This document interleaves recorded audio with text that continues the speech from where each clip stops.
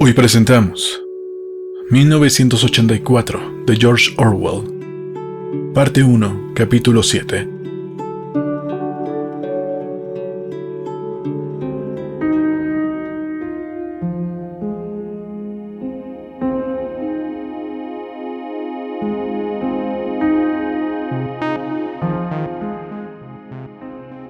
Si hay alguna esperanza, está en los proles, escribió Winston.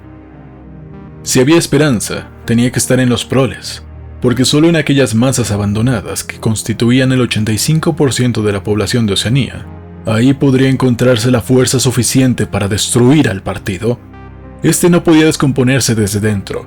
Sus enemigos, si los tenía en su interior, no podían de ningún modo unirse, ni siquiera identificarse mutuamente. Incluso si existía la legendaria hermandad, y era muy posible que existiese, resultaba inconcebible que sus miembros se pudieran reunir en grupos mayores de 2 o 3 personas. La rebeldía no podía pasar de un destello en la mirada, una determinada inflexión en la voz, alguna palabra murmurada a lo más. Pero los proles, si pudieran darse cuenta de su propia fuerza, ellos no necesitarían conspirar. Les bastaría con encabritarse como un caballo que se sacude las moscas. Si quisieran, podrían destrozar el partido mañana por la mañana. Desde luego, antes o después se les ocurriría.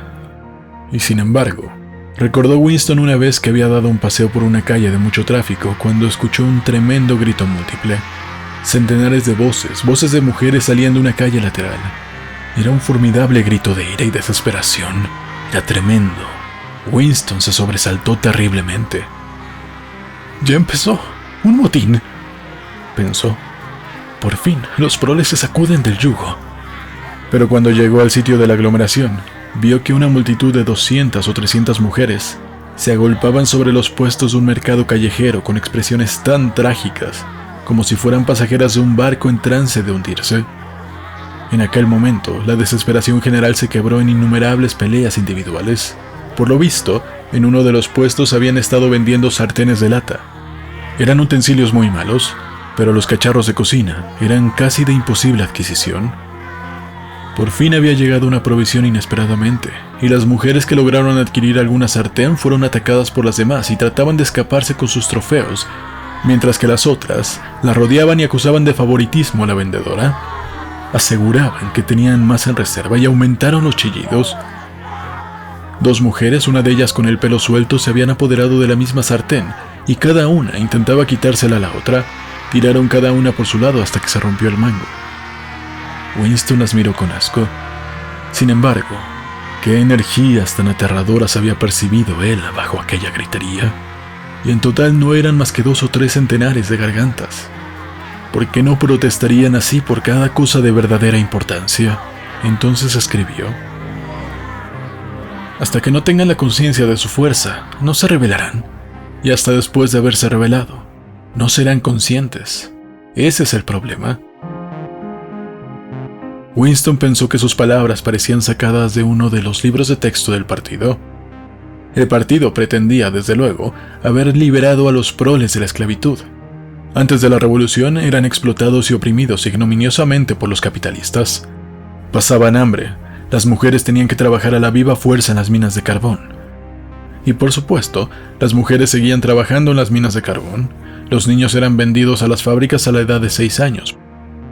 Pero simultáneamente, fiel a los principios del doble pensar, el partido enseñaba que los proles eran inferiores por naturaleza, que debían de ser mantenidos sujetos como animales mediante la aplicación de unas cuantas reglas muy sencillas. En realidad, se sabía muy poco de los proles, y no era necesario saber mucho de ellos. Mientras continuaran trabajando y teniendo hijos, sus demás actividades carecían de importancia. Se les dejaba en libertad como ganado suelto en la pampa de la Argentina, y tenían un estilo de vida que parecía serles natural. Se regían por normas ancestrales. Nacían, crecían en el arroyo, empezaban a trabajar a los 12 años, paseaban por un breve periodo de belleza y deseo sexual, se casaban a los 20 años, empezaban a envejecer a los 30 y se morían casi todos ellos hacia los 60 años. El duro trabajo físico, el cuidado del hogar y de los otros hijos, las mezquinas peleas entre vecinos, el cine, el fútbol, la cerveza y sobre todo, el juego, eso era lo que llenaba su horizonte mental. No era difícil mantenerlos a raya. Unos cuantos agentes de la policía del pensamiento circulaban entre ellos, esparciendo rumores falsos y eliminando a los pocos considerados capaces de convertirse en peligrosos. Pero a ellos no se les intentaba adoctrinar con la ideología del partido. No era deseable que los proles tuvieran sentimientos políticos intensos. Todo lo que se les pedía era un patriotismo primitivo al que se recurría en caso de necesidad para que trabajaran horas extraordinarias o aceptaran raciones más pequeñas. E incluso cuando cundía entre ellos el descontento, como ocurría a veces, era un descontento que no servía para nada, porque carecía de ideas generales. Concentraban su instinto de rebeldía en quejas sobre minucias de la vida corriente. Los grandes males ni los olían. La mayoría de los proles ni siquiera era vigilada con telepantalla. La policía los molestaba muy poco. Y en Londres había mucha criminalidad. Un mundo revuelto de ladrones, bandidos, prostitutas, traficantes de droga y maleantes de toda clase, pero como sus actividades tenían lugar entre los mismos proles, daba igual que existieran o no. En todas las cuestiones de moral se les permitía a los proles que siguieran su código ancestral. No se les imponía el puritanismo sexual del partido, no se castigaba su promiscuidad y se permitía el divorcio. Incluso el culto religioso se les habría permitido si los proles hubieran manifestado la menor inclinación hacia él.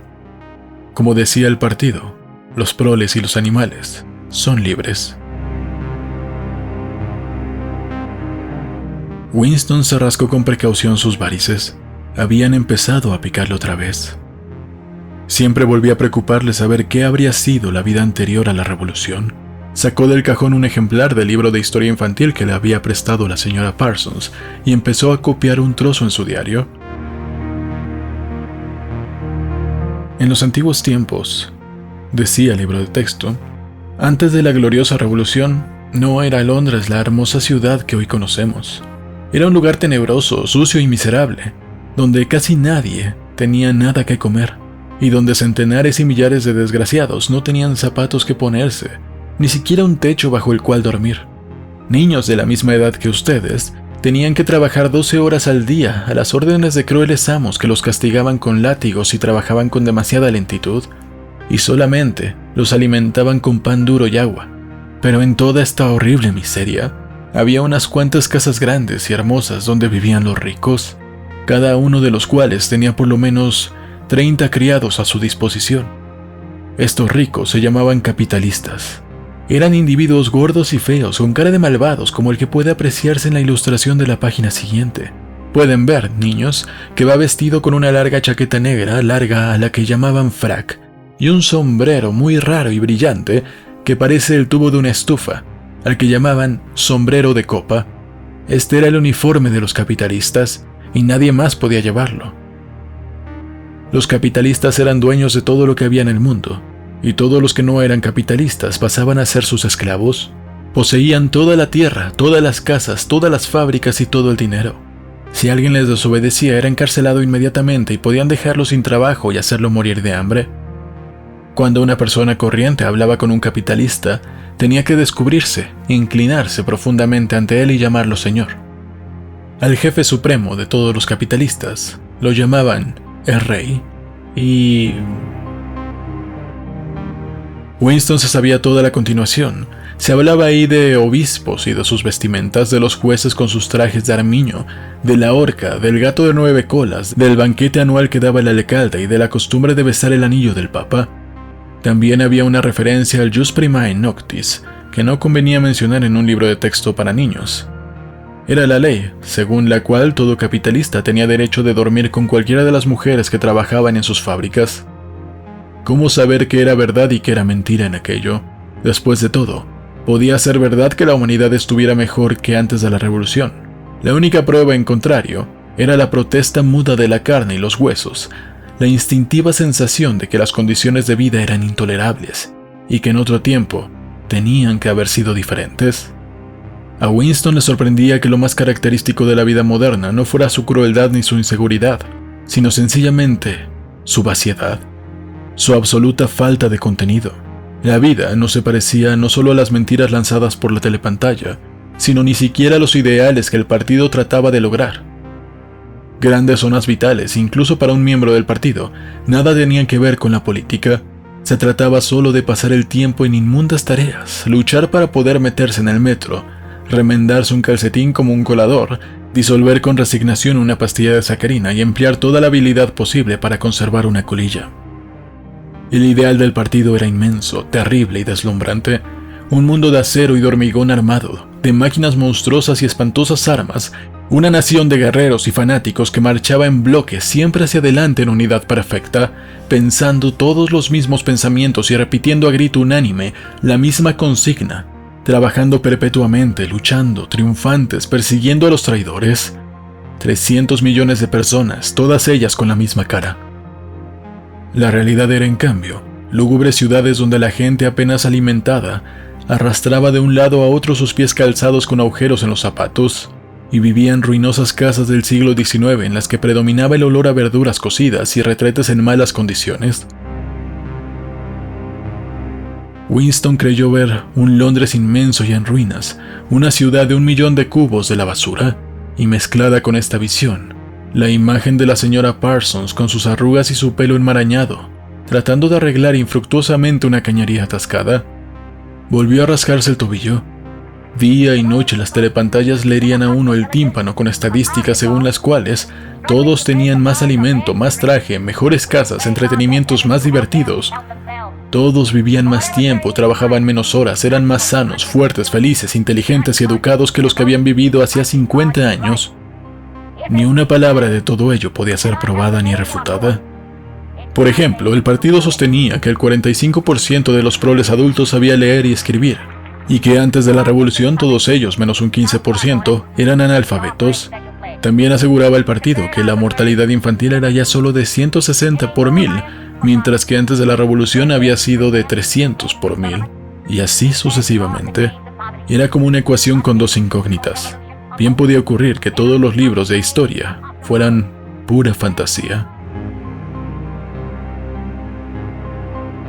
Winston sospechaba que nunca había existido una ley sobre el jus primae noctis, ni persona alguna como el tipo del capitalista que pintaban, ni siquiera un sombrero como aquel que parecía un tubo de estufa. Todo se desvanecía en la niebla. El pasado estaba borrado. Se había olvidado el acto mismo de borrar, y la mentira se convertía en verdad. Solo una vez en su vida, Winston había tenido en su mano, después del hecho, y eso era lo que importaba, Winston había tenido una prueba concreta y evidente de un acto de falsificación. La había tenido entre sus dos dedos nada menos que 30 segundos. Fue en 1973 aproximadamente, pero desde luego, por la época en que Catherine y él se habían separado, la fecha que se refería al documento era de 7 u 8 años antes. La historia empezó en el 60 y tantos, en el periodo de las grandes purgas en el cual los primitivos jefes de la revolución fueron suprimidos de una sola vez. Hacia 1970 no quedaba ninguno de ellos excepto el Gran Hermano. Todos los demás habían sido acusados de traidores y contrarrevolucionarios. Goldstein huyó y se escondió, nadie sabía dónde. De los demás, unos cuantos habían desaparecido, mientras que la gran mayoría fue ejecutada después de unos procesos públicos de gran espectacularidad. En estos procesos, ellos confesaron sus crímenes. Entre los últimos supervivientes, había 3 individuos llamados Jones, Aronson y Rutherford. Hacia 1965, la fecha no era segura, los 3 fueron detenidos. Como ocurría con frecuencia, desaparecieron durante 1 o más años, de modo que nadie sabía si estaban vivos o muertos, y luego aparecieron de pronto para acusarse ellos mismos de haber cometido terribles crímenes. Reconocieron haber estado en relación con el enemigo. Por entonces el enemigo era Eurasia, que había de volver a serlo. Reconocieron malversación de fondos públicos, asesinatos de varios miembros del partido dignos de toda confianza, intrigas contra el mando del Gran Hermano que ya habían empezado mucho antes de estallar la revolución, y actos de sabotaje que habían costado la vida a centenares de miles de personas. Después de confesar todo esto, los perdonaron. Les devolvieron sus cargos en el partido, puestos que eran en realidad inútiles, pero que tenían nombres sonoros e importantes. Los 3 escribieron largos y abyectos artículos en el Times analizando las razones que habían tenido para desertar y prometiendo enmendar sus culpas. Poco tiempo después de ser puestos en libertad, Winston había encontrado a estos 3 hombres en el Café del Nogal. Recordaba con qué aterradora fascinación los había observado con el rabillo del ojo. Eran mucho más viejos que él, reliquias del mundo antiguo, casi las últimas grandes figuras que habían quedado de los primeros y heroicos días del partido. Todavía llevaban como una aureola el brillo de su participación clandestina en las primeras luchas en la Guerra Civil.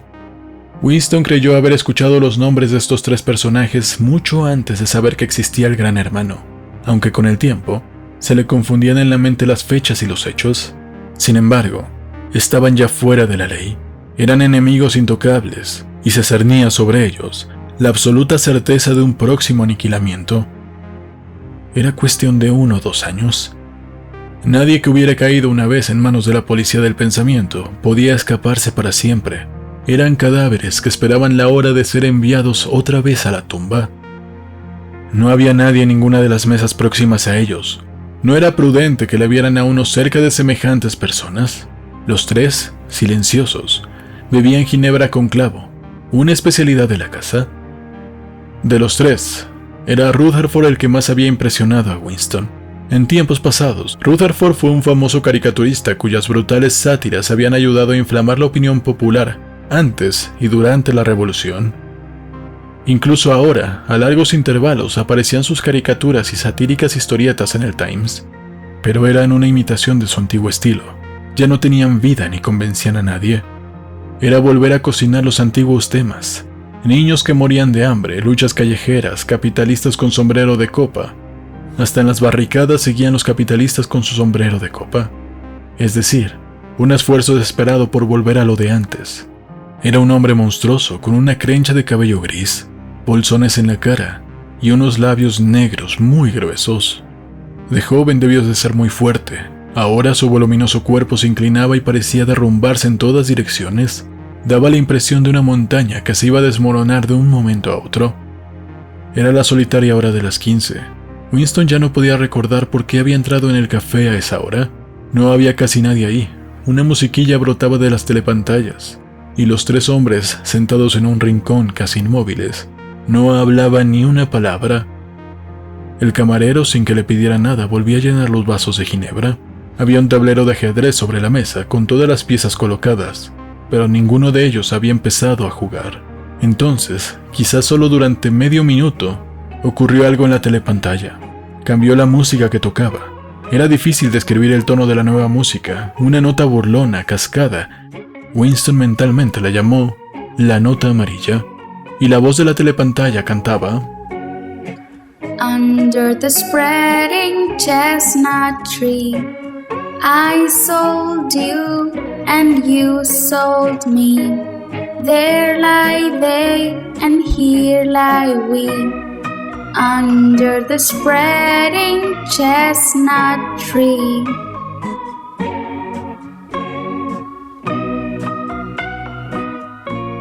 Los tres personajes no se movieron, pero cuando Winston volvió a mirar la desvencijada cara de Rutherford, vio que estaba llorando. Por primera vez observó con sobresalto, pero sin saber por qué se impresionaba, que tanto Aronson como Rutherford tenían las narices partidas. Un poco después, los tres fueron detenidos de nuevo. Por lo visto, se habían comprometido en nuevas conspiraciones en el mismo momento de ser puestos en libertad. En el segundo proceso confesaron otra vez sus antiguos crímenes con una sarta de nuevos delitos. Fueron ejecutados, y su historia fue registrada en los libros de historia publicados por el partido, como un ejemplo para la posteridad. 5 años después de esto, en 1973, Winston desarrollaba un día unos documentos que le enviaban por el tubo automático. Ahí descubrió un pedazo de papel que evidentemente se había deslizado entre otros y había sido olvidado. Un pequeño papel, del cual enseguida vio su importancia. Era media página de un Times de 10 años antes, la mitad superior de una página, de manera que incluía la fecha. Contenía una fotografía de los delegados en una solemnidad del partido en Nueva York. Al centro sobresalía Jones, Aronson y Rutherford. Se les veía muy claramente, pero además, sus nombres figuraban al pie. Lo cierto es que en ambos procesos los tres personajes confesaron que en aquella fecha se hallaban en el suelo euroasiático, que habían ido en avión desde un aeródromo secreto en el Canadá hasta Siberia, donde tenían una misteriosa cita. Ahí se habían puesto en relación con miembros del Estado Mayor Euroasiático, al que habían entregado importantes secretos militares. La fecha se la había grabado a Winston en la memoria, porque coincidía con el primer día de estío, pero toda aquella historia estaba ya registrada oficialmente en innumerables sitios. Después de leer esto, solo había una conclusión posible. Las confesiones eran mentiras.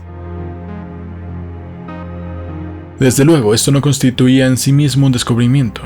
Incluso por aquella época no creía Winston que las víctimas de las purgas hubieran cometido los crímenes de que eran acusados. Pero ese pedazo de papel era ya una prueba concreta. Un fragmento del pasado abolido como un hueso fósil que reaparece en un estrato donde no se le esperaba y destruye toda una teoría geológica completa. Bastaba con ello para pulverizar al partido si pudiera publicarse en el extranjero, si pudiera explicarse bien su significado. Después de su descubrimiento, Winston había seguido trabajando. En cuanto vio lo que era la fotografía y lo que significaba, la cubrió con otra hoja de papel. Afortunadamente, cuando la desenrolló, había quedado de tal modo que la telepantalla no podía verla. Se puso la carpeta sobre la rodilla y echó hacia atrás la silla para alejarse de la telepantalla lo más posible.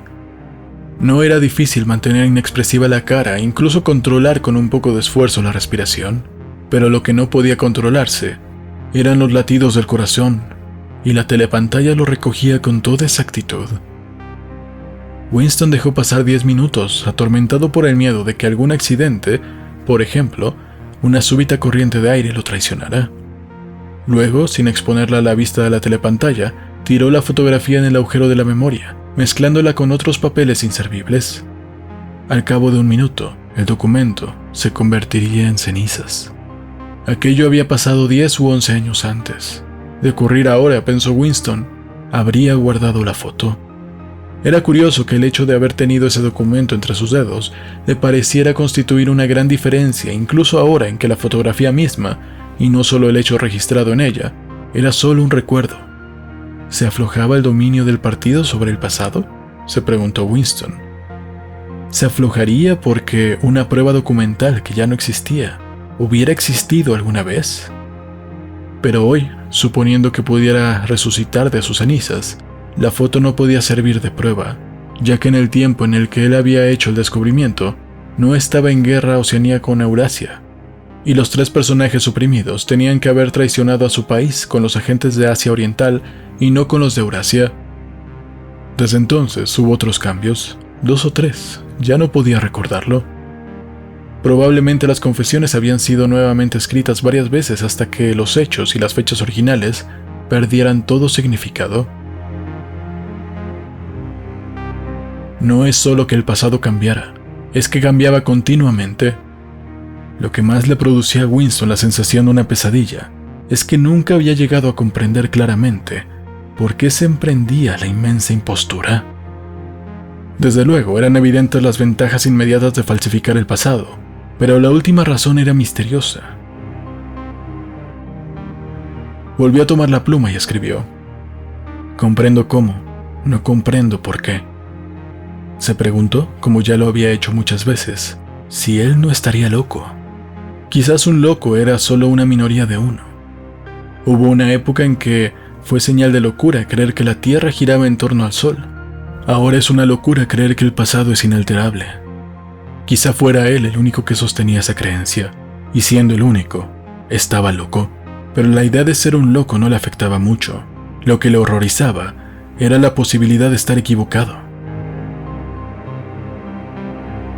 Tomó el libro de texto infantil y miró el retrato del gran hermano que llenaba la portada. Los ojos hipnóticos se clavaron en los suyos. Era como si una inmensa fuerza empezara a aplastarle a uno. Algo que iba penetrando en el cráneo, golpeaba el cerebro por dentro, le aterrorizaba a uno y llegaba casi a persuadirle que era de noche cuando era de día. Al final, el partido anunciaría que 2 y 2 son 5, y tendríamos que creerlo. Era inevitable que llegara algún día al 2 y 2 son 5. La lógica de su posición lo exigía. Su filosofía negaba no solo la validez de la experiencia, sino que existiera la realidad externa, porque la mayor de las herejías era el sentido común. Y lo más terrible no era que le mataran a uno por pensar de otro modo, sino que pudieran tener razón, porque después de todo, ¿Cómo sabemos que 2 y 2 efectivamente son 4? ¿O que la fuerza de gravedad existe? ¿O que el pasado no puede ser alterado? Y si el pasado y el mundo exterior solo existiesen en nuestra mente, y siendo la mente controlable, también puede controlarse el pasado y lo que llamamos la realidad. No, a Winston le volvía el valor. El rostro de O'Brien, sin saber por qué, empezó a flotarle en la memoria. Sabía con más certeza que antes que O'Brien estaba de su parte. Escribía este diario para O'Brien.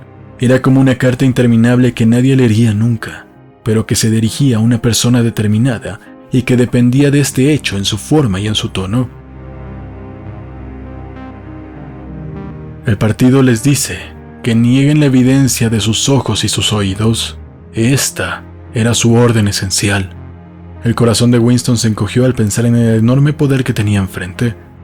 La facilidad con que cualquier intelectual del partido lo vencería con su dialéctica, los sutiles argumentos que él nunca podría entender y menos contestar, y sin embargo, era él, Winston, quien tenía la razón.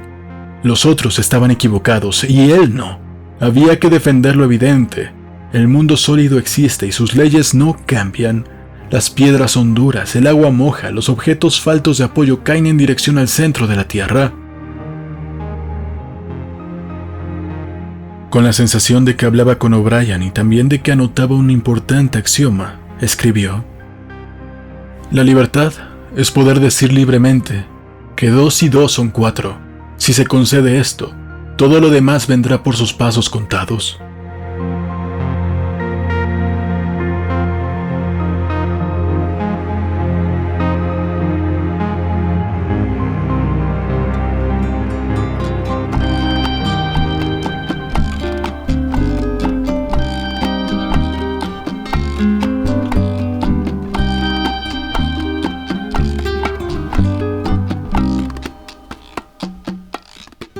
En este capítulo vemos cómo Winston Smith tuvo una prueba documental en sus manos. Un pequeño papel que, según él, podía derrumbar al partido simplemente por ser publicado en un país extranjero. Que el mundo descubriría la manera en la que el partido reescribe la historia, modifica el pasado a su conveniencia. El mundo sabría que viven en un lugar donde todo lo que se comunica es mentira. ¿Y ustedes creen que eso realmente derrumbaría el partido? Tal vez hasta le daría ideas a los otros países. No sería la primera vez que sucede. También nos habló de la gran mayoría de la población, los proles, la gente común que lucha por sobrevivir. Nos dice que en los proles se encuentra el poder para derrumbar al partido. Y muy probablemente sea cierto. ¿Cuántos pueblos no han sido oprimidos por unas cuantas personas? ¿Cuántas veces no ha sido el pueblo el que ha tenido que salir a luchar para que se respeten sus derechos? Es increíble cómo unas cuantas personas pueden jugar a su antojo con las vidas de millones. Y Winston mismo acepta que querer cambiar el partido desde dentro es una tarea perdida, que realmente no hay forma de rebelarse, porque ni siquiera pueden comunicarse. Cualquier sesgo de traición es de conocimiento del partido y de la policía del pensamiento. Y esto me recuerda a una idea que nos han vendido durante muchos años, que para poder cambiar el sistema tenemos que entrar en él y convencer a la gente de que por favor se dignen a respetar nuestros derechos, que ese es el camino correcto, que uno tiene que involucrarse dentro del sistema y evitar ser corrompido, seguir sus ideales hasta lograr cambiarlo. Quieren que juguemos con sus propias reglas. Quieren que pensemos que no tenemos ninguna clase de poder y que para poder cambiar las cosas tenemos que convertirnos en ello. Tenemos que ir adquiriendo poder poco a poco. Y si tiene los beneficios de conocer a las personas adecuadas y la suerte está de tu lado, quizás podrías hacer algo para cambiar un poco las cosas, pero ningún cambio radical porque queremos las cosas como están. El poder realmente está en nosotros, la prole, pero no como individuos, sino como masa, como grupo. Pero así como el partido inventa chismes, a nosotros nos crean conflictos. Conflictos que no permitan que nos unamos entre nosotros mismos. Conflictos que nos mantengan peleando entre nosotros. Muchas gracias por escuchar este episodio. Si ustedes quieren apoyar este podcast, pueden dejarme su like, pueden dejar un montón de comentarios para que el algoritmo diga, oh, miren, cuando menos hay interacción ahí, suscribirse al canal y por supuesto compartirlo con sus amigos en sus redes sociales, que otras personas sepan lo que ustedes están viendo, escuchando, para que podamos llegar a más personas. Quiero agradecer muchísimo a María Sainz por prestarnos su voz para la bonita canción que está a la mitad de este episodio, la canción del Nogal. Pueden seguirla a través de su Instagram, que estará en la descripción. También quiero agradecer a los miembros del partido, los miembros del canal, que nos hacen el favor de apoyarnos económicamente. Para cuando este episodio esté público, muy seguramente ya tendrán todos y cada uno de los episodios disponibles. Para los que no son miembros del canal, tendrán que esperar un episodio semanal. Muchísimas gracias por acompañarnos. Nos vemos en el siguiente episodio. Yo soy Ernesto de la Vega y esto es Historias que necesitan ser contadas.